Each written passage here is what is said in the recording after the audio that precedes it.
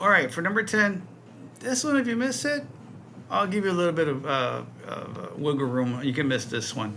Simply for the fact this is the one you're going to have to just know how to work them out, guys. Now, the only little thing I can tell you that's maybe a trick, or not even a trick, it's just a math strategy, would be this, right? So I got 2y minus 2x. Ugh.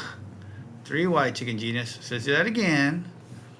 3y minus 2x less than or equal to negative 6. I'm going to write it twice. 3y minus 2x less than or equal to negative 6. I'm going to scratch this guy out here. I'm going to find my intercepts. And I'm going to scratch this guy right here. Just to verify those intercepts and just to make sure we're good to go. I solve for y. I get negative 2 here. And then I also have y is less than or equal to negative 2. I wonder if this comes into play. We're going to find out right now a little bit.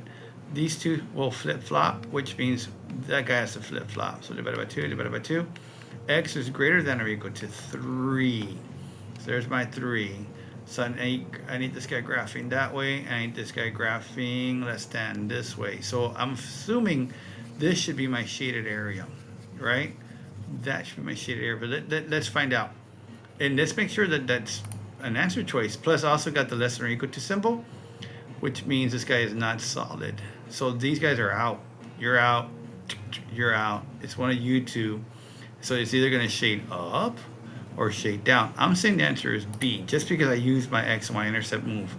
The other thing you could do for this problem, right, because I'm saying the answer should be over here, so let's go and reset all that, is you can solve for Y, right? Solve for Y. The problem is, no, there is no problem. My Y is positive. Oh, good.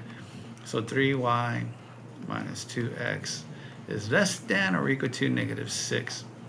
Let's add the 2x both sides. Here you can put the plus 2x. That is going to be gone.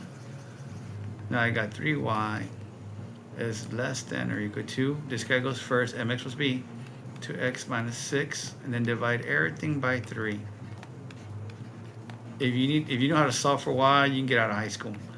Y is less than, I'm going down, 2 over 3x. So I'm going from here to here to up here to the right. I got that part right a little while ago. And what is 6 divided by 3? 2. So minus 2. So there's my y-intercept, minus 2. And then I have the less than symbol. So this graph is graphing down. How do I know that? I isolate the y. Y is less than negative 2.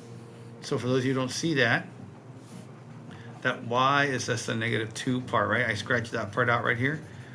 Where is y less than negative 2? You just graph on the y, and you just go, y is less than negative 2 down here. So all the coordinates down here are my solution. This guy's shading up. That's not the solution. The solution is over here in this guy. So if I do that, and move him down, bring him back, and then this guy is that part that was shading down. So it worked. Okay, so my answer is going to be B.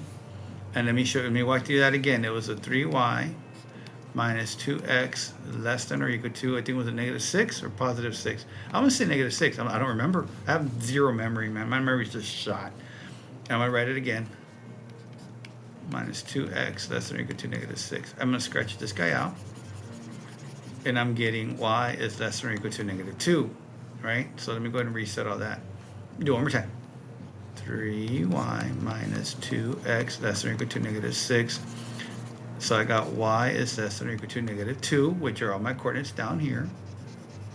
And then when I did the one for the x, I was negative 2x less than or equal to negative 6.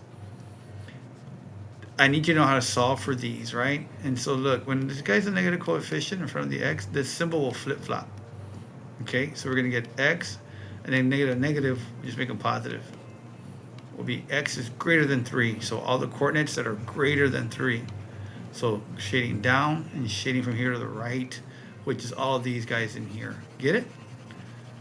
It kind of tells you which way to shade. And you're good to go, man. That's it. That's it.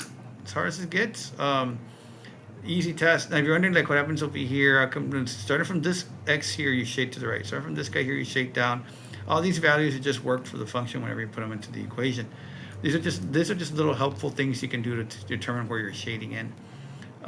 That's it. That's pretty straightforward stuff. And good luck in the rest of the test.